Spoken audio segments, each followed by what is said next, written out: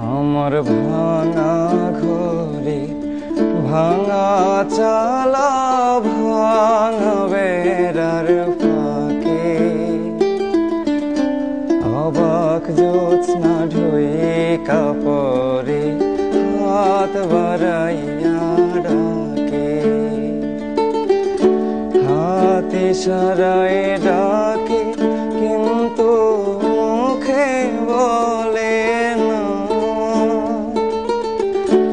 আমার কাছে আইলে বন্ধু আমারে পাইবা না। আমার ভাঙা ঘরে ভাঙা চা